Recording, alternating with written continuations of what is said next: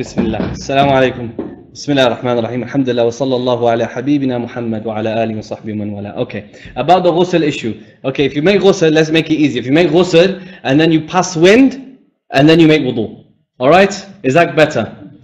Okay, alhamdulillah. And was there another thing? No, that was the fiqh issue, wasn't it? So if you make ghusl and then you pray, it's fine with the Hanafi. But if you pass wind after you make ghusl, you need to make wudu again, right? Or if you guys just completely lost it. Okay, okay, khalas. Right, okay, alhamdulillah. I hope that's clarified, inshallah. So I stopped on this issue about knowing the reason, knowing the reasoning of a ruling. This is extremely important because sometimes we know reasons, and sometimes we explained earlier in the last session that sometimes we don't know reasons. But now we're going to explain an example of when we know the reason. So for example, the Prophet ﷺ, he said, كُلُّ مُسْكِرٍ حَرَامٍ. Every intoxicant of, for example, khamr is haram. Okay, khamr is haram, which is wine. Wine is haram. Why is wine haram? Is it because it's made from grapes? Is it because it's made from dates? Is it because it's, I don't know. I don't know anything about this stuff. But is it because, mashallah, the non-Muslims have it? Or what is it? What's the reason? Why is it haram? So then we find the reason about intoxication. It's been specified. So therefore, what about if tomorrow something is made which is not wine, but it is something else, but it's intoxicant? Is it haram? Yes. Why? And is this a dunya issue or a religious issue? Dunya, related to your religion. You're going to drink something, okay? But it's part of your religion here. Is it haram to take or not? It's haram. Why? Because the reason is known. The reason for the ruling is known, which is intoxication. Anything that fulfills intoxication becomes prohibited. Alright? So that is when we know the reasoning. Unlike wudu I mentioned before, we don't know the reason. So can instead of washing the face, can I wash my neck? No. Okay? So you can wash your neck, wipe your neck, by the way. So don't get me wrong, I know Hanafis do it. Okay? So but I'm just saying, is it an obligation to do it? No. Alright? In fact, that's interesting because in the Shafi'i school, Imam Nawawi said wiping your neck is a bid'ah. Makruh. Okay, but then the scholars later, they said, no, there's actually narrations that altogether they say, okay, so you can actually wipe your neck. So now is Imam Nawawi a mubtadi'? Never. Okay. Session 3, this is the most interesting session. The judgment of scholars regarding contemporary matters. This Shaykh, when he gathered this, and this is really something new. A lot of this stuff before was mentioned by scholars in different books and many books, but this is something new. What did he do? He gathered the scholars who have the restricted view of bid'ah. Okay, generally from Saudi Arabia. Okay, what we all know as the Salafi scholars. Okay, some of them have passed away, may Allah have mercy upon them, and some of them that are still alive. Okay, and don't get worked up. I'm saying Allah have mercy upon them, by the way. Okay, this is something we have to understand, that people that are Muslims, and we have to try and break down these barriers, because this is a respected dialogue, trying to be a respected dialogue and understand everyone's matters. What did he do? He showed here a certain number of issues that you actually find them differ over. When the ruling, what is the ruling of the restricted view? If the Prophet ﷺ didn't do it.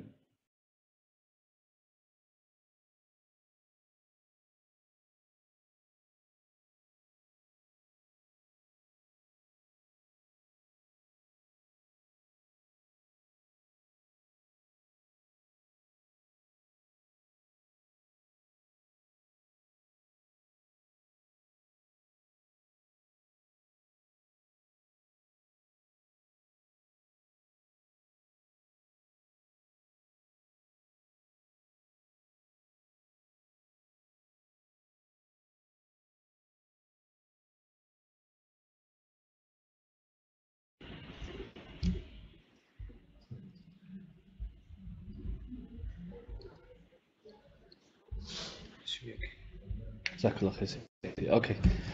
So what I mentioned before is they differed amongst one another. When their principle was what? If the Prophet ﷺ and companions didn't do it, the second generation tabi'een, successors didn't do it, the successors of the successors, the third generation didn't do it, it's haram, prohibited. So the Shaykh, he gathered examples from the Prophet ﷺ's time and after. his time, and after the 3 generations time as well, were things that were done, and still the scholars differed from the south, from the Saudi region, okay, and they have the same principle, restricted view of bid'ah, which means that they shouldn't really be differing with one another. So why are they differing? Let's go.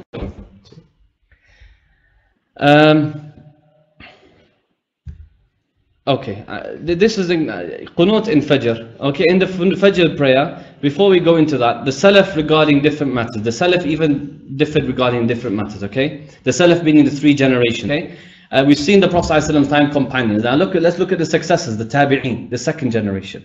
So the Qunut of the Prophet ﷺ, what is Qunut? After standing from Ruku', in the Hanafi you have Qunut when you do Witr, yeah?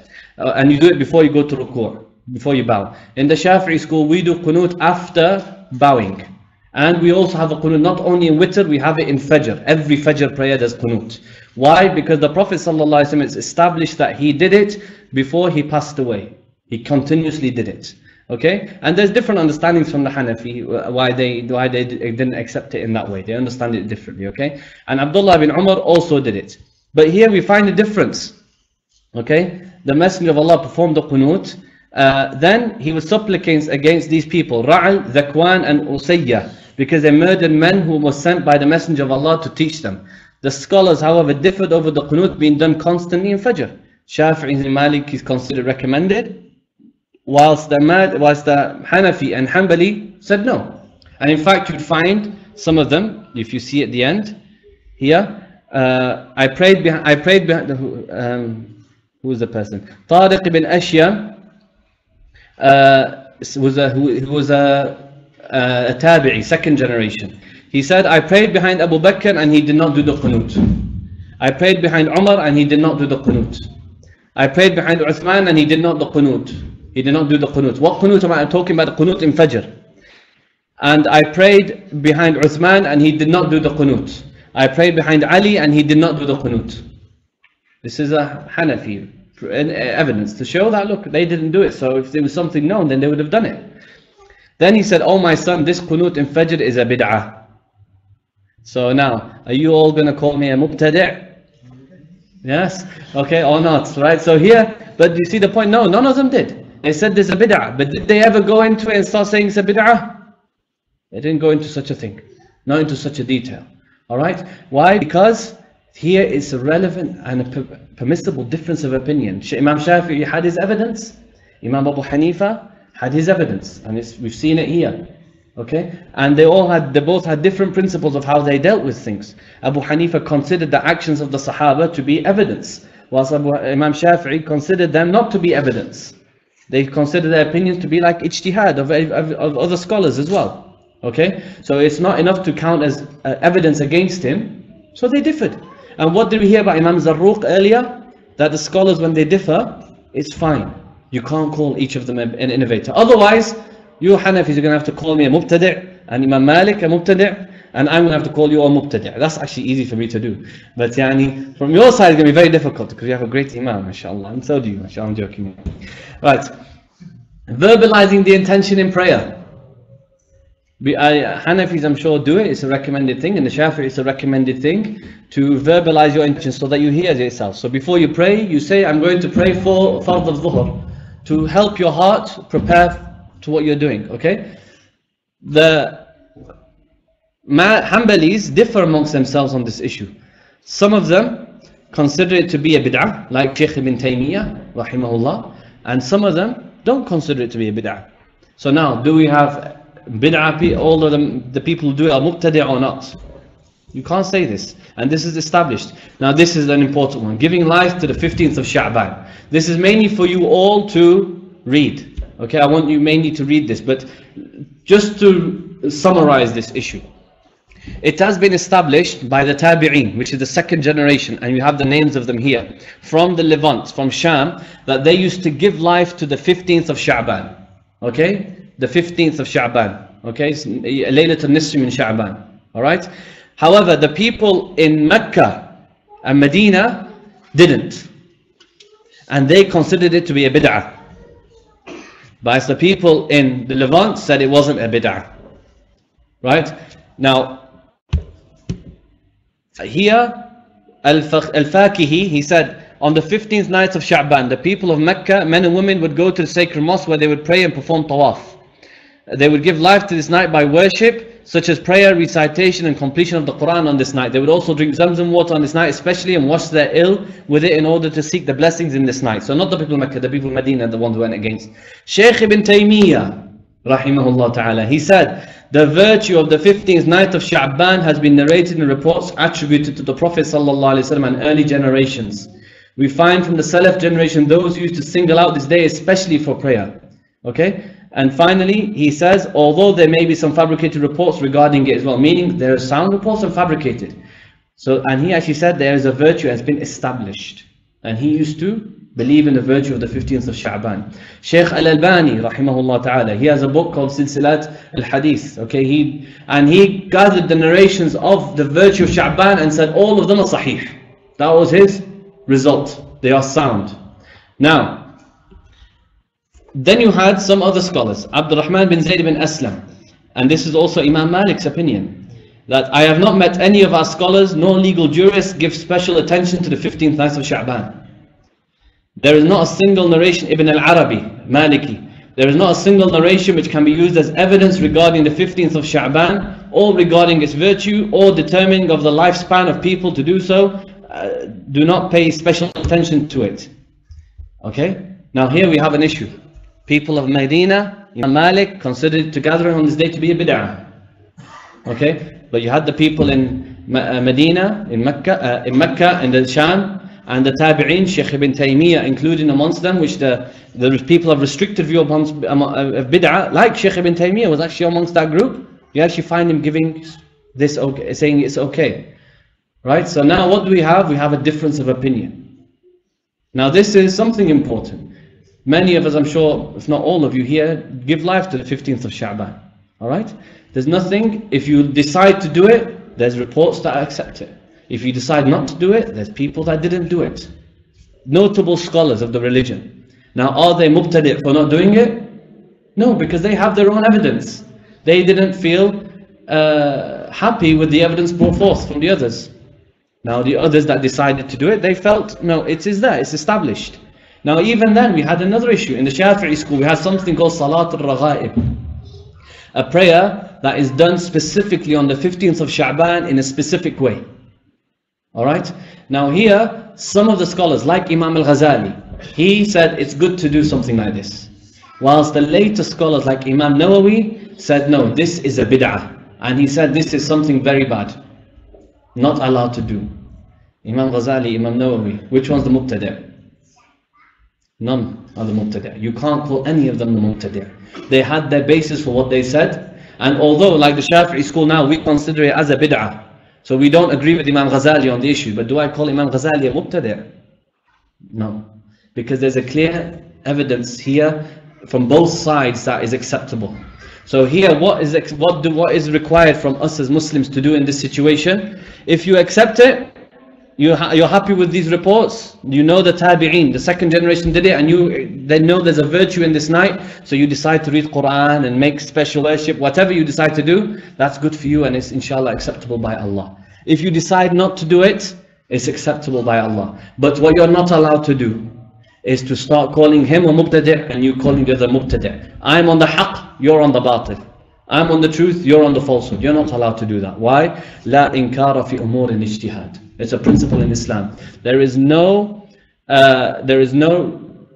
You cannot rebuke someone in matters that are open to interpretation. And this is open to interpretation. Okay? Because it's all based on whether they consider it to be sound or not sound. If you consider it to be sound narrations reported to Prophet, fine. If you didn't, you can't. Alright? So this is valid. This is a valid difference of opinion, not explicitly mentioned by Allah and His Messenger sallallahu alaihi wasallam, known by the Tabi'een that did it. Where do we find the Sahaba do it? We don't find something so clear. Okay? But it's there. The difference is there and established. So what do we do as Muslims? We accept that difference amongst us and we live our lives accordingly. But you cannot point fingers to the other person and start saying that you are mubtadi', you are haram, you're not Ahlul Sunnah. Otherwise Imam Malik is not Ahlul Sunnah. And I don't think anybody with a sane mind would ever call Imam Malik like that. Okay? So that is one issue. And you have everything here. Use of a tasbih counter. Now let's go to the contemporaries, okay? The tasbih counter, the Prophet ﷺ is known to have done tasbih with his fingers, alayhi salatu wassalam. Bil anamil, okay? Everybody agrees upon that. Nobody's going to find an issue with you doing it with your fingers. However, did the Prophet ﷺ ever use this? I don't think he used this one, sallallahu alayhi wasallam. I don't know. Okay, I hope he did, yani, but I doubt it. Okay, but it is there narrated that even some of the companions, including the wives of the Messenger, Sayyidah Safiya, once she was sat there and she was doing, had stones and pebbles, and she was counting her tasbih with stones and pebbles. Okay, that's Sayyidah Safiya. The Prophet ﷺ was telling her, what are you doing? She said, I'm counting. And he said, have you been doing this since I went out for Fajr prayer and the whole morning? And since I came back? She goes, yes. So the Prophet ﷺ said, I'll teach you some words. If you said them short, it would be similar to what you read throughout this whole time, if not more. Subhanallah wa bihamdi, adada khalqi, wa rida nafsi, wa zinata arshi, midada kalimati. Say it 3 times, and it is similar to that many tasbih that you did from the moment that you, before I went out for Fajr, to the moment I came back, which was sunrise. Okay? But he didn't rebuke her for doing it. He just taught her something else. Alright? So here now we have an issue. Is it bid'ah or not bid'ah? So from the scholars that said it was permitted, Shaykh ibn Taymiyyah, Shaykh Abdullah bin Shaykh Abdul Aziz bin Baz, Shaykh Mohammed bin Uthaymeen, Shaykh Abdullah bin Jibreen. You won't probably know these names, but people that know Saudi Arabia will know these names, okay? And people specifically who follow the Salafi way will know these names. They're very notable scholars, okay? May Allah have mercy upon them. They said it was permitted. Okay, some of them said it was because it was something to do, yani, if I had the book with me, it was something interesting that was noted. Some of them said it's because you're using it for counting, not for religious purposes. Okay, but some of them said no, it's for religious purposes and it's for counting. But what's interesting is what Shaykh Salih al-Fawzan, who's alive today, may Allah preserve him, and Shaykh al-Albani both prohibited it. And both prohibited it according to what? Shaykh al-Albani is the most clearest one. He clearly stated, and inshallah in the book you'll find their fatwas actually verbatim in the book. Okay, I didn't want to, it's going to take too long. Okay, but he clearly mentioned in his book that this is it's known by the Prophet ﷺ, he did it with his hands. This was never done by the Messenger, nor by the Sahaba, nor by others, the tasbih counters. So it goes against the narrations. So he said it's absolutely prohibited. Okay, Shaykh Salih al-Fawzan, same thing. So actually, they kind of stuck to their guns. Those two stuck to their guns. They said anything innovated, prohibited. They stuck to their principles. But the other ones, did they stick to the principles? You could say they did. Someone could argue against me here and say, okay, but it was done in the time of the Prophet ﷺ. If you're saying it's allowed, okay, then how do you explain Shaykh Salih al-Fawzan and Shaykh al-Albani? So why did they say it was haram? If you say it was done in the time of the companions, the Prophet ﷺ saw them, and that's why they said it's permitted, why are you saying they said it's prohibited? Why are you saying, so they must be wrong, right? They say, no, it's a difference of opinion, they'll say. They'll say a difference of opinion. Or they'll say they were wrong. You have to say one or the other. And if you say it's a difference of opinion, what does that mean? You're going to have to accept that if you're willing to be open to a difference of opinion with your own scholars, you need to be open to a difference of opinion with the other scholars of Islam. Meaning, do not jump to the conclusion of bid'ah immediately. As soon as you see someone holding this, don't you dare call it a bid'ah. Otherwise you're calling Shaykh al-Albani a mubtadi' and Shaykh Salih al-Fawzan a mubtadi' from your own scholars. Okay? Shaykh ibn Uthaymeen himself, he said, Allahumma salli ala Sayyidina Muhammad.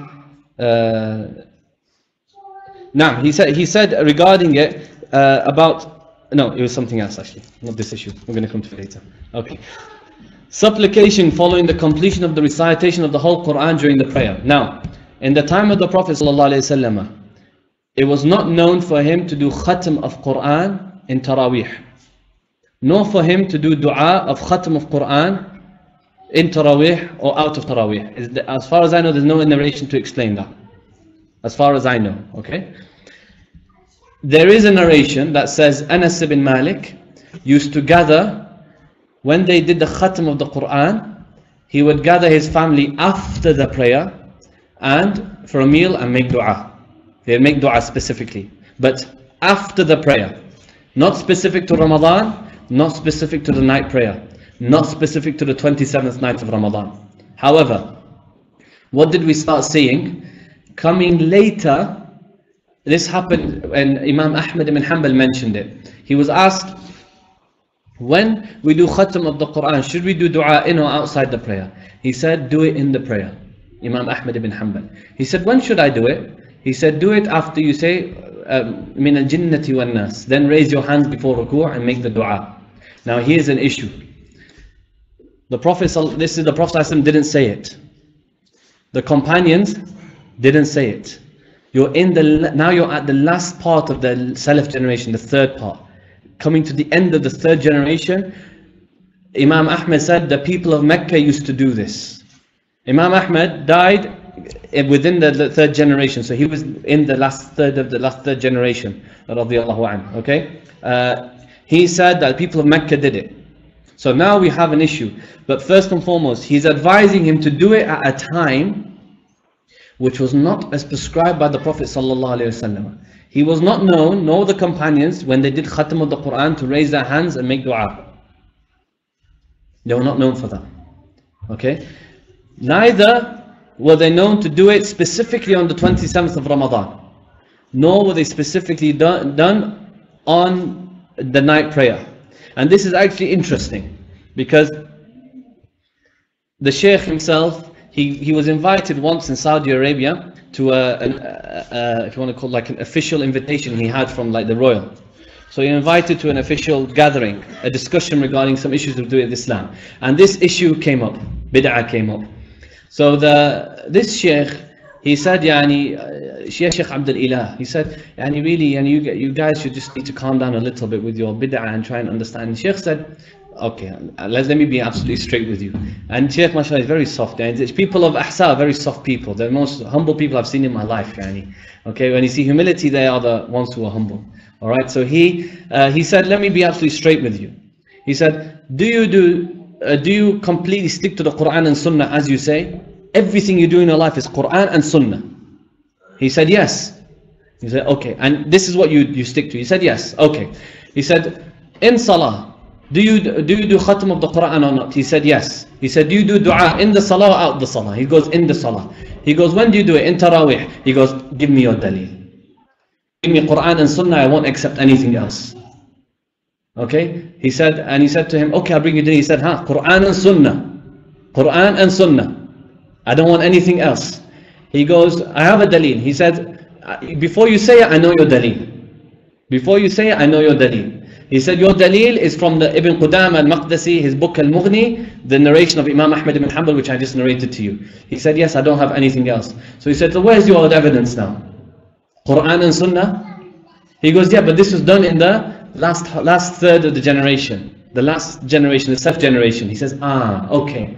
So now you have something to do with the Salaf generation. You accept Salaf people, the last three generations. He said, yes, of course. If they were the ones the Prophet ﷺ said, Khairul Quruni Qarni, the best of generations mine. Then the ones that followed them, then the ones that followed them. He said, okay. So he says, so why did you get on the minbar on a Jum'ah and start telling people that the 15th of Sha'ban is a bid'ah?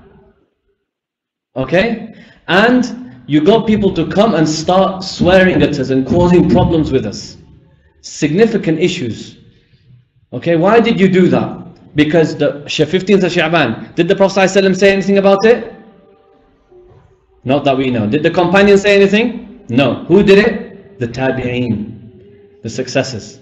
Okay, so therefore what's the issue here? You're accepting one issue with successors, but in this issue you don't accept the 15th of Sha'ban.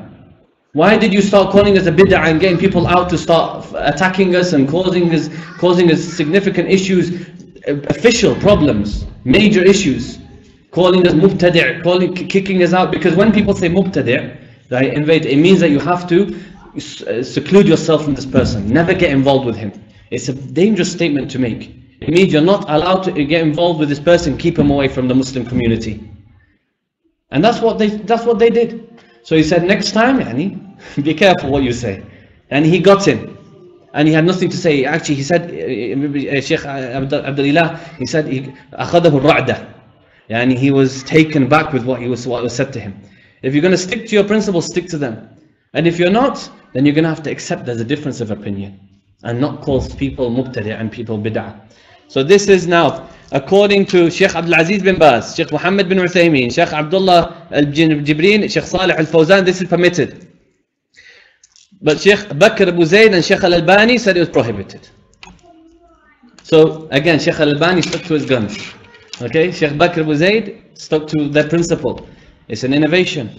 Okay, although this was in the last Salaf generation. Interesting that they still called it an innovation. However, the other ones didn't, which is telling me something, that there's much more than that. So now, our brother, our Salafi brother, if you find that this is going to, if there's a difference of opinion with your scholars, you're either going to have to say one or two things. Either one of those scholars, one of the groups of them scholars are mubtadi', so one of them is completely wrong, you're going to have to say they're wrong, or you're going to have to accept that there was a difference of opinion, they had a different way of looking at things. And this is what Shaykh ibn Uthaymeen said, and I specifically wrote this down because it's interesting. He said, I'll read it in Arabic and then I'll read it in the English. He says, أما إطلاق البدعة على هذه الختمة في الصلاة فإني لا أحب إطلاق ذلك عليها لأن العلماء علماء السنة مختلفون فيها فلا ينبغي أن نعنف هذا التعنف. He said, Ibn Uthaymeen, regarding saying that this is a bid'ah, absolutely, regarding this completion du'a in the salah, is I don't like that people will just call it a bid'ah just like that, because the scholars of the sunnah, they differ over this issue. So it is not good that people rebuke one another over this issue. So now my question is, if you're not going to rebuke, if this is Shaykh ibn Uthaymeen, rahimahullah, why didn't Shaykh ibn Uthaymeen take the same approach with the scholars of the madahib? And why don't our Salafi brothers take the same approach with the scholars of the madahib? If you're going to say that this is a valid difference of opinion, you're going to have to say our scholars, every other scholar, Imam Shafi'i, Imam Abu Hanifa, it's a valid difference of opinion. Okay? You're not allowed to sit there and say my opinion is better than yours, la inkara fil ijtihad. Okay? And we'll come to this issue about which opinion is stronger or not later, inshallah. Now this, again, this innovation carries a number of issues, the one about khatam in the Quran. Number one, it's a change in the form of prayer. There is no report stating that the Prophet supplicated during the prayer after the completion of the Quran.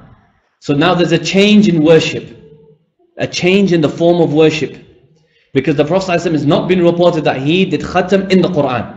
So if we're going to say actions of worship are limited, or completely limited, then why did Shaykh, those five scholars permit it? So there's definitely that principle has not worked here. The place of supplication in prayer is in prostration, the final sitting, and qunut, when you make dua. As for this long supplication after the recitation of the Quran, prior to buying, this is supplication done in other than its prescribed places. Okay? It was not from the way of the companions nor the tabi'een. Okay, now this is important. This is extremely important. Although we had the generation, third generation, which Imam Ahmed said that they did khatam of the Quran, okay? Now here in Taraweeh, but it is not from the majority of them that they would single out Taraweeh or the night vigil prayer, Qiyam al-Layl, to specifically do this supplication and completion of the Quran. They will not, and definitely they did not, it's not been known that they specified night 27 or night 29 for this. So now we have a massive issue. That is, our Salafi brothers need to clarify. The people with restricted view is what? It's done on the 27th to 29th. You've specified a day and a time to do it. You're doing it in other than the prescribed places that are known for dua. You're changing the form of worship, and it's not known amongst the major companions and the tabi'een to single out those prayers for it. So the principles that you mentioned before didn't work. So therefore, you're not holding a restricted view about bid'ah. You have a bit more of an open view about bid'ah. You're actually now starting to come, we're starting to now, break the, and even then, if someone doesn't agree, that's fine. As long as we have an open place for dialogue. That's all we ask. And all the scholars would ask is, okay, just please open up. If you don't want to come and agree that you're following the other way, okay, about bid'ah, then at least say, you know what, yes, you're right, there is some room for dialogue. Then we can stop this mubtadi' bid'ah, remove this person, get him out, okay? Because this has caused a big problem for the Muslim nation. I've already mentioned the comparison between them. Okay, they were both done by the Tabi'een. However, Shaykh Abdul Aziz bin Baz, Shaykh Mohammed Uthaymin, Shaykh Abdullah Jibreel, Shaykh Salih al-Fawzan considered 15th of Sha'ban to be bid'ah, but they didn't consider the dua Khatm al-Quran to be bid'ah. And the dua, the supplication of Khatm al-Quran has only been reported by the people of Mecca. There's no even weak report. While the virtue of Sha'ban has reports, even though they may be weak. Okay, and even though some of them might say they are sound or they're hasan, but in the supplication there is no report. It's just the actions of people they were known to be. Obviously special people, but still there's no report to the Prophet ﷺ. So even then they still said that it's a bid'ah, but they didn't call the Khatm al-Quran to be bid'ah, when really that should be more of a bid'ah than this one, in that understanding. Okay, everyone's like this bit. The Mawlid, yearly conferences and the week of Shaykh Mohammed ibn Abdul Wahhab. You will not, your guys aren't from here, from Saudi Arabia, so you don't know the week of Shaykh Mohammed ibn Wahhab. Shaykh Mohammed ibn Abdul Wahhab, obviously you know, is the, if you want to say the one who pushed the Salafi movement and the Wahhabi movement, as you want to call it. In Saudi Arabia they have a week called the week of Shaykh Mohammed ibn Abdul Wahhab. They remember him, okay, and they speak about him, so on and so forth, in their praises. Now, we have Mawlid too. What do we do in a Mawlid? Everybody please tell me. What do we do in a Mawlid? Quran, Seerah. Who is it about? Sayyidina Muhammad, Ya Habibi, okay? Everyone say Ya Habibi. Okay, where's Khalid Mahmoud? Everyone know Khalid Mahmoud? MashaAllah, Allah bless him. Okay, so you have Mawlid, which you speak about the Prophet Sallallahu Alaihi Wasallam, the best of creation, okay? And you do Seerah, you read Quran. Brilliant, okay? The week of Shaykh Mohammed Abdul Wahhab, he's a figure which some people, and lots of people in fact, in that area, they hold him with due respect, and they hold him in esteem, with high esteem. Which one's higher? The messenger, or of course the messenger sallallahu alaihi wasallam. He's his master. Without the messenger there'd be no Shaykh Mohammed Abdul Wahhab as a Muslim, okay? So, and you have yearly conferences. They have yearly conferences in Saudi where they hold conferences to honor ulama, to honor certain ulama. And they have, for example, hold gatherings to honor people who become a hafiz of the Quran, people who have graduated. Definitely, that's always everywhere you are, okay? You've done very well, mashallah, in your sharia, whatever studies. Now, both of them are worship. Someone may say, no, yearly conference, Shaykh Muhammad, it's not worship. This is, then we're not doing it to come closer to Allah. Of course you are. Why are you choosing Shaykh Mohammed Abdul Wahhab? Because you hold him in high esteem. You think he's a righteous person. Okay, you have him in high esteem to say he's a righteous person. By that you're reminding people of him to come closer to Allah. How can you say it's not worship? Both are worship. All of them are worship. Both are held regularly. Okay, Mawlid, some people misunderstand Mawlid. They think that we only do it on the 12th of Rabi' al-Awwal. Okay, but I know many people that do Mawlid every week, every day. Sheikh Murabit al-Hajj, may Allah preserve him, the great Mauritanian scholar, every time he goes to sleep, what was told to me is that he goes to sleep reciting Burda. Okay, this is a Mawlid. Okay, to remind yourself, it's just a name. It's just a name that I think is a problem. To remind yourself of why is it to remind yourself of the birth of the messenger? Because that's the best thing that's ever happened to this world, to the whole of creation, because he came sallallahu alayhi wa sallam. That's why you remember his birth and him sallallahu alayhi wa sallam. Without him we have nothing alayhi salatu wasalam. So both are worship, both are held regularly. Yearly conferences have more similarity to Eid than Mawlid. Then they'll say to you, okay, but the Prophet ﷺ only gave us 2 Eids. Now you're doing Mawlid as another Eid. Then we'll say, actually yearly conferences are much more than an Eid. You're giving people prizes, you're mashallah giving people beautiful seats, beautiful clothing, giving people certificates. I never got a certificate for Mawlid. I don't know if you did. I never got a prize for going to a Mawlid. There's mashallah the food. What do they call it? Langi? Yeah? Langar Sharif. Langi is the other thing. Oh, sorry. Okay, Langar Sharif. Okay. So, in fact, we have that, but we don't get certificates. We don't have mashallah beautiful flowers at the front. That's closer to Eid than anything else, than a Mawlid. And the other thing is, the Prophet ﷺ never did a yearly conference. The Prophet ﷺ never did the week of Shaykh Mohammed Abdul Wahhab. He didn't exist at that time, rahimahullah. But Mawlid there is scholars that claim and clearly state that there is evidence for it. And the evidence is what Shaykh Ibn Hajar al-Asqalani, Ibn Hajar al-Asqalani, who is the commentator of Fath al-Bari, the commentator of Bukhari, the great commentator, which all scholars accept. He said, regarding the hadith, when the Prophet ﷺ was asked, why do you fast on Monday, recorded by Bukhari, Sahih hadith, he said, that is the day I was born. Okay, so he says, Ibn Hajar, he says, this is clearly showing that there's a basis regarding the birth of the Messenger sallallahu alaihi wasallam. Meaning his birth is important. Otherwise, why did he say, I fast because I was born on that day? He could have said, I fast on Monday because of such and such and such, anything. But he said, because I was born. So his birth has some significance. In fact, the most significant thing in our life is his birth, alayhi salatu wasalam. Okay, so therefore, the question is here, I've posed. So what is the difference? What is the difference we have? Okay, here, those three things are very similar to one another. They're exactly the same. In all these type of issues, we're both using it to come closer to Allah by mentioning it. The only difference is in Mawlid is that we're using it to mention the greatest of the creation, sallallahu alaihi wasallam. Of course, in a Mawlid, if things happen just like anywhere else, women and men mixing, speaking about haram things, doing haram actions, then those things are haram. And that would in turn make that gathering prohibited if it carries on like that. But that doesn't mean Mawlid is haram. You understand? Like, I'll tell you something, if the Prophet sallallahu alaihi wasallam told us that celebrating his Mawlid is haram, I would have not done it. None of us would be allowed to do it, no matter how much we love him alayhi salatu wasalam. But he didn't tell us this. Okay, alayhi salatu wasalam. So you cannot use this as evidence. If you want to use it, do it, but you're going to have to accept Mawlid is okay as well. And if you don't accept it, then you can't at least call us a mubtadi', because they're the same. They're exactly the same. In fact, much more the case. Here, all these issues, there's so many things of going through. Gathering for giving condolences. The parents' meal. This parents' meal is something in Saudi Arabia. What they do is basically, after a week, or is it after 40 days, I think. After 40 days, no, let's go for the giving of condolences first. Gathering for giving condolences.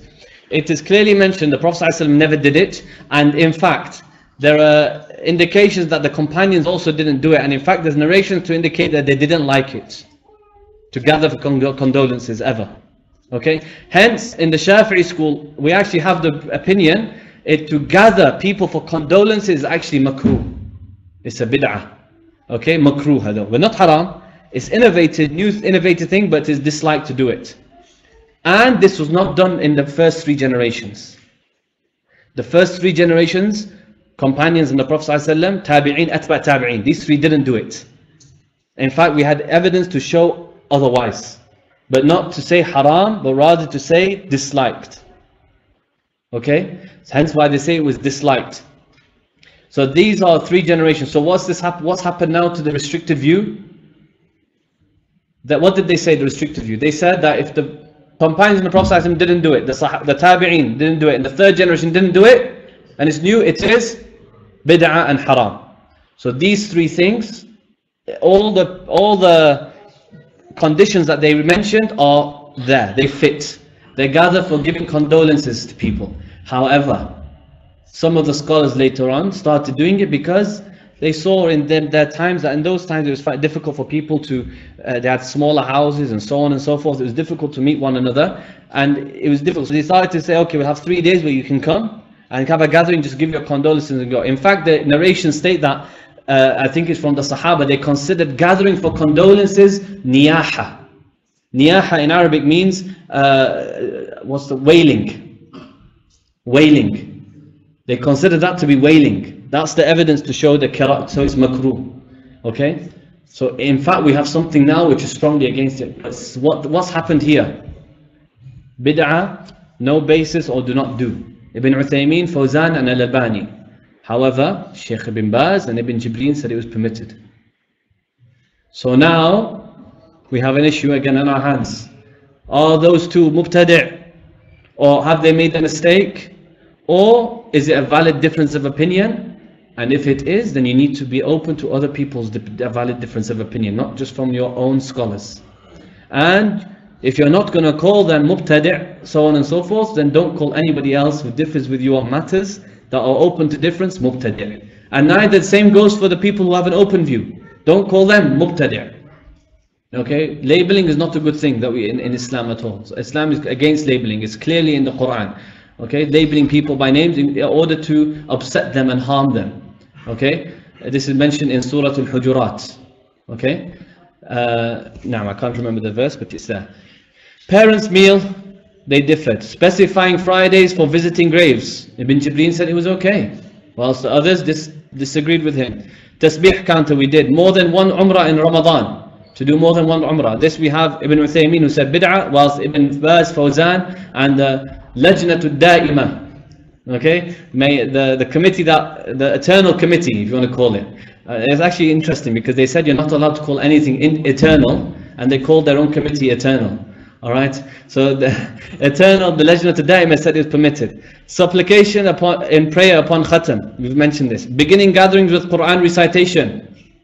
The Prophet ﷺ never did it, companions never did it, the 3 generations never did it. Okay? Sorry? Oh, sorry. Jazakallah khair. Parents' meal, it's done in Saudi Arabia, we call it Asha al-Walidain. The parents' meal is basically after, I think, 40 days, for 1 week, the person will prepare a meal, and for people will just come and eat from that meal as sadaqah to the parents that passed away. Okay, so that's what they would do. This was not done in any of the generations. This was new, and this is actually for you guys. I'm sure you'll call it a bid'ah, right? Because you're not from Saudi. Okay, but this is Saudi Arabian custom. Okay, but you see, they differed over it. Although this was not done. This is why, may Allah reward Shaykh Abdul Ilah. He really went through some difficulty to find it. Some of them were tapes he had to listen to. Okay, from the fatwa. But he gathered. This is just a few. There's more to come after this. Okay, of these things that they differed upon. Alright, rocking whilst reciting the Quran. Ibn Uthaymeen said it's okay. Others said it's not okay. Okay, reading from a mushaf in prayer. Hanafis don't do this type of. In nafila you can do it, right, Shaykhi? Nafila you can do it? Sahibain, okay, but Abu Hanifa didn't allow it. Whilst the Shafi'i, you're allowed to do it. You're allowed to hold a mushaf in prayer. It's not a problem. But, so they differ, but apparently they differ over bid'ah. Gathering, celebrating, memorizing Quran. Again, kissing the mushaf. We had some people that said it's either bid'ah or has no basis or don't do it. Mihrab in mosques, Al-Albani. Lines on carpets, Al-Albani, rahimahullah ta'ala, he said it's prohibited. Okay, and in fact, this is even in the Shafi'i school. The Shafi'i school, not prohibited, but they said it is something not good to have things marked on the carpets, even lines. They said because the carpets should be something clear, not to distract someone from prayer. And you actually see the reality. Everyone gets worried about the lines and they start walking and they're looking at, mashallah, what a nice pattern that is. Okay? Yeah, and these things, and in the Shafi'i method, we say it's not good to have it. It's disliked to have such a thing on the carpets. Disliked, okay? Short pause by Imam after Fatiha. Grasping hands after rising from bowing. After Sami Allahu liman hamida, grasping your hands after. I don't know of any of the madhabs that actually do that. The only thing I know is just the Salafi brothers that do it. Night vigil prayer in the last 10 nights of Ramadan. It is not known from any of the three Salaf generations and righteous generations that they ever gathered at that time specifically, in congregation specifically, in Ramadan, in Taraweeh, for the night vigil prayer, like that order. They may have done night prayers, but it's never known for them to have done it in that form. Okay, so here we have a problem. More than 11 units in Ramadan, night vigil prayer. The Prophet ﷺ was known to have prayed Qiyamul Layl, not Taraweeh. Qiyamul Layl, he was known to have done it by, he mentioned 11 prayers. But going over it, is that allowed or not? Al-Albani said no. The others said yes. Lengthening the beard longer than a fistful. Shaykh Al-Albani said it's bid'ah. Okay, conference to honor scholars. None said bid'ah, all said it was okay. None done, okay, all said it was okay. So now we have a big issue here. None of you said bid'ah, but rahimahullah, where Allah preserves them as well. But you allow, you don't allow mawlid. Okay, don't do mawlid, but don't call us mubtadi' for doing it, because you're doing that. This is okay. Congratulating for New Year. specifying certain dates for events that are occurring on those dates. For example, we had Badr. Okay, so Shaykh Fawzan would say that would be a bid'ah. Okay. Now, let's compare night vigil prayer and Mawlid together. Did the Prophet ﷺ do it? Not known in this form, known in this form. The way we do it today is not known how the Prophet ﷺ did it. Mawlid, not in this form. How did he do it? He fasted, sallallahu alayhi wasallam. And in fact, there is a narration recorded by Abu Dawood, found in Riyadh al-Salihin, and it is sahih, that the Prophet ﷺ passed by some of his companions and he asked them, what are you doing? But sitting, he said, we are remembering the favor upon you, favor Allah gave us through you. Who are they remembering in that gathering? The Messenger, sallallahu alayhi wasallam. Okay, so this is a Mawlid. This is a Mawlid that we do, okay? So the way we do it today, gatherings, and mashallah, 12th of Rabi' al-Awwal, and so on and so forth, not known in the time of the Prophet ﷺ, but neither was night vigil prayer the way we do it today. Gathering people in the masajid on a certain night, on the last 10 nights specifically. Why don't you do it in the first 10 nights? Okay? Why on the last 10 nights especially? And to do it in that form, sometimes to split Taraweeh. You do some Taraweeh 10 this time and 10 later on. That's not known to be done like that in the time of the Prophet. Did the Salaf generation do it? No. So the three righteous generations were not known to do it. So by their principle, they said that if it was something good, they would have preceded us in it. Right? They didn't do it. But night vigil prayer, we've already seen that it's not a problem with some of your scholars, and neither is conferences. But Mawlid is a problem. Okay, matters that prevent, what's the reason for holding it? Every Rabi', not specific to only Rabi'. Every Rabi' we do hold it. Rabi' al-Awwal is just a little bit more than what we do normally. In the last 10 days of Ramadan, that's when you do it. Anything that prevents it, nothing specifically prevents it. There was a time during the time of the Prophet ﷺ that he did prevent it, then it disappeared after his passing. Meaning during the time of the Prophet ﷺ, he did prohibit, okay, at a certain point, this specific issue of night vigil prayer, doing too much, going over 11, doing a lot. Okay, but after his passing there was no issue because they started doing it. Okay, general evidence. A Muslim, in Sahih Muslim, he was asked why he fasts on Mondays. In Sahih Muslim, the Prophet strived in the last 10 days. Now remember what I said about explicit evidence. Okay, is this explicit, or any of these explicit about celebrating Mawlid in the way we do it today, or praying Qiyam al-Layl the way we do it today? Is anything explicit? No. The Prophet ﷺ didn't say that the Prophet, he prayed, okay, in congregation with the companions in the last 10 days. That will be considered as explicit, as a nas. But he didn't say that, sallallahu alayhi wa sallam. All we know is that he strived. Did that mean he did it in congregation? We don't have that.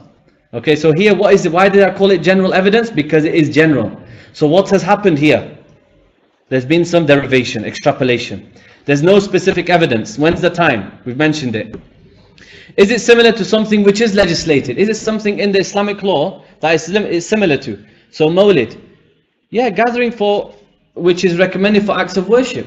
So you have acts of worship, we gather for them. It's recommended. Prophet ﷺ mentioned in a hadith, there are angels that have been given the duty to find gatherings that remember Allah subhanahu wa ta'ala. Allah asks the angels, what do? They do subhanallah, they say alhamdulillah, they say la ilaha illallah, they say Allahu Akbar. Okay, so this is clearly saying the gatherings of worship. And Mawlid, is there something similar to it? Yeah, because we gather for worship. You see the point of similarity here? Remember why I said there's some things we find the reason for? So here the point of reasoning is clear. We know the reason. Okay, it's because gathering for worship of Allah subhanahu wa ta'ala. Is there anything haram going on? Nothing haram going on. Okay, as long as there's no free mixing and these type of things, there's no issue. As long as you don't specify a certain virtue for the Mawlid. You say if you do Mawlid, you'll be free from the hellfire. We don't know that, okay? We don't know that. Inshallah, we hope the case to be the case, because we were mentioning the Messenger sallallahu alaihi wasallam. People who love the Messenger will be given special welcoming by Allah subhanahu wa ta'ala. May Allah make us from them. Okay, but there's no specific hadith to say that. So I can't say that to you. Okay? But in fact, what is it doing? It's inviting people to instill that love of the Messenger inside them, and to let them show that love of the Messenger sallallahu alaihi wasallam. Alright? And the night vigil prayer, in fact, we have a problem. the prayer's form has changed from the known prayer form. Now it's actually a problem here because you're doing Qiyamul Layl, a certain number of rak'ahs in jama'ah, and you're doing the dua of khatam within the certain night, and you're specifying a certain night to do it.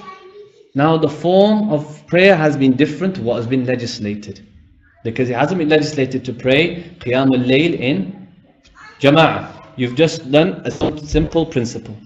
Alright. Finally, before we go to question and answers, inshallah, the aim of all of this is for people to understand from both parties, liberal view or restricted view. There are matters in Islam that first and foremost we should not be haste and jump to the conclusion of bid'ah and start rebuking our brothers and labeling people by certain names and titles without firstly having knowledge.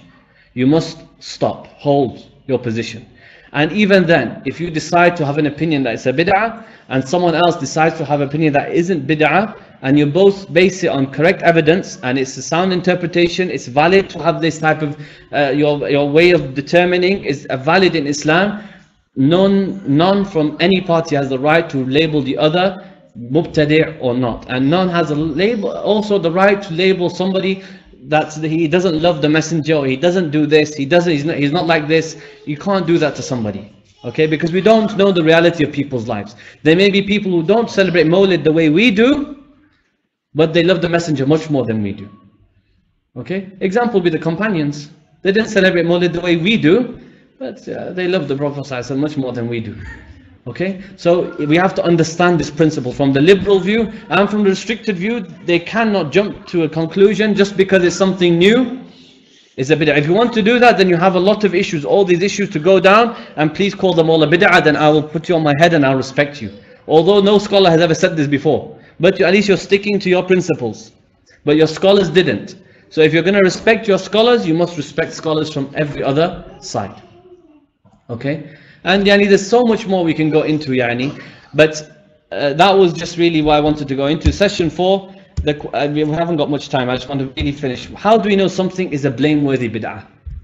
Yeah? So if you want to see something, and don't go and implement this, but these are just good indications for us to look at, to see something is not good. Something which is innovated, and something that brings about false beliefs. Something that brings about something which is, in Islam, we know it's not a belief that is sound. So for example, someone will claim that Sayyidina Isa alayhi salam will not come down in the final days. We have clear evidence about this. This is clearly mentioned in belief, and if you start saying it isn't, that's a clear bid'ah. Okay? Now we can mention this is a clear bid'ah. There's no issue, no need to hold back, and the person cannot argue, respect my difference of opinion. No respect, because you're not following the principles correctly as you stand to be. So there's no respect and difference of opinion in something like that, which is absolutely clear. Okay. Number 2, changing the form of a known worship in some way. We've clarified that already.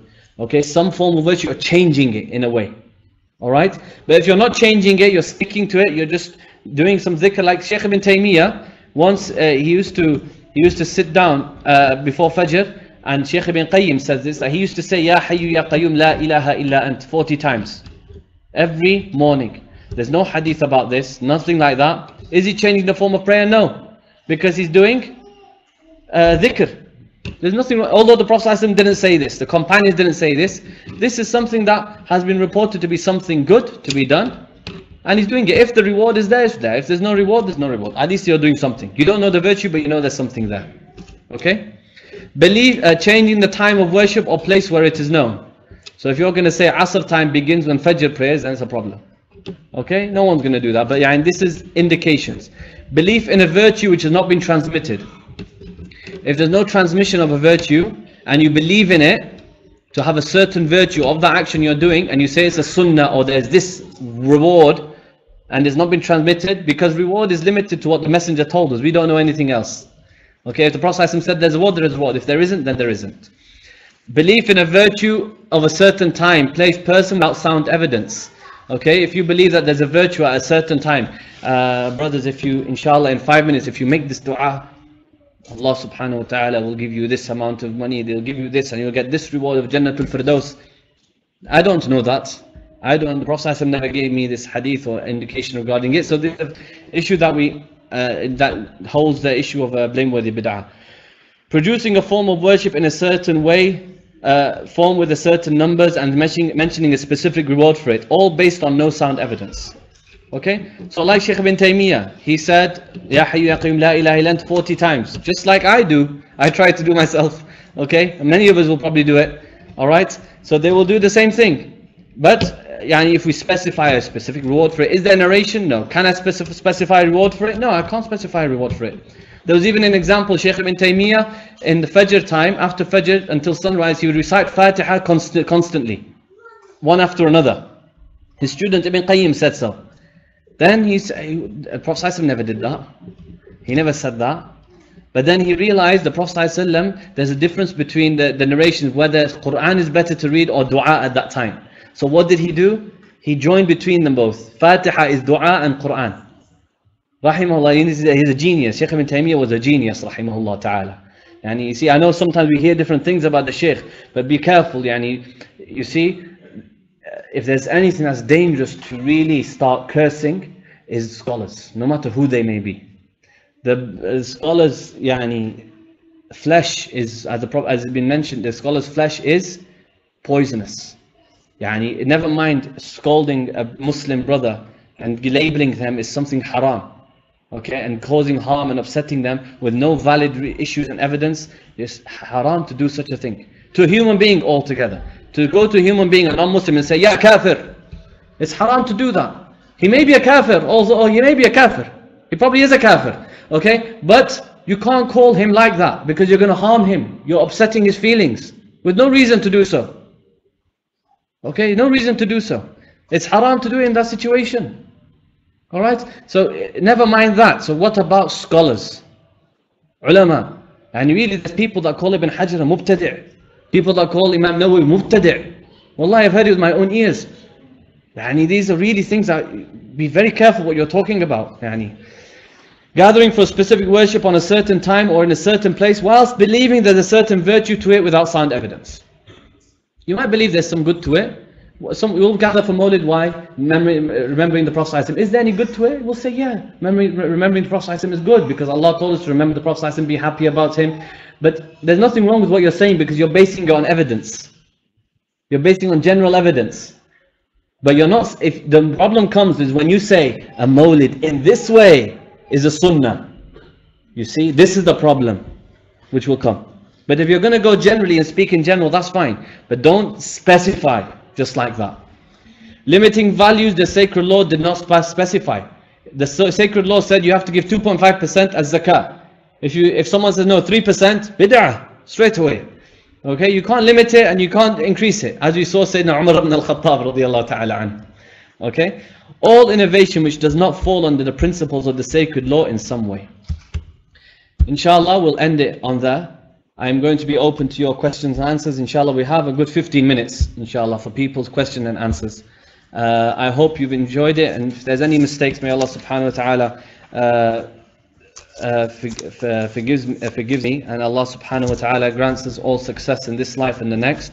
And Allah subhanahu wa ta'ala brings the ummah upon the truth and allows us to be among the ummah, as the Prophet mentioned, the ummah to marhuma, the ummah which is beloved and has been granted mercy by Allah subhanahu wa ta'ala. You see, may Allah bring us upon brotherhood as it should be, and distance all this bad feelings and evil feelings from each other away. Because, and really, wallahi, like I said, the Ahlul Sunnah wal Jama'ah, I've already mentioned what the Ahlul Sunnah wal Jama'ah is. People who stick to these people, our Salafi brothers, although I know there's people out there say different, and there are scholars that mention different, but from what the way our teachers have taught us, and how this, even Shaykh ibn Taymiyyah, he said so. He said there is, Ahlul Sunnah has two types of circles. You have a certain specific circle, okay? He didn't say this bit, this is what the scholars added later on, but there's a specific circle where you call the Ash'ari. These are called the Sunnah by belief, okay? If you follow their ways, then you're considered Ahlul Sunnah. But then, there are so many people out there who never studied Ash'ari, never studied Maturidi, but they believe the Quran, they believe the Sunnah, they believe the Qiyas, they believe analogy, they stick to these principles. Are you going to kick them out of Ahlul Sunnah? No, this is why Shaykh ibn Taymiyyah, he said, anybody who sticks to the Quran and the Sunnah and Ijma'. is from the circle of Ahl Sunnah. So we have to be acceptable to that. Okay, even if they don't do Mawlid, just be happy, mashallah. And we're not people who want to kick people to hell. We're more people that want. And if there's room to be open, we have to be open. If there's room to limit things, then we have to be limited. Okay, but there's the crux of the matter is, if we have no knowledge, consult the people of knowledge. Learn more. Don't be quick to label people by names and call them bid'ah. And don't be quick to start causing a disunity amongst people. Alright? وصلى الله على سيدنا محمد وعلى آله وصحبه أجمعين والحمد لله رب العالمين سبحانك وبحمدك نشهد أن لا إله إلا أنت نستغفرك ونتوب إليك. We ask Allah subhanahu wa ta'ala to grant the author of this book more barakah and more reward, and we ask Allah subhanahu wa ta'ala to preserve him for us, and that Allah subhanahu wa ta'ala allows him to be of more benefit to this ummah of the Prophet Muhammad sallallahu alaihi wasallam, and make more of like this Shaykh hafidhahullah ta'ala. Are there any questions? See if there's anything online actually.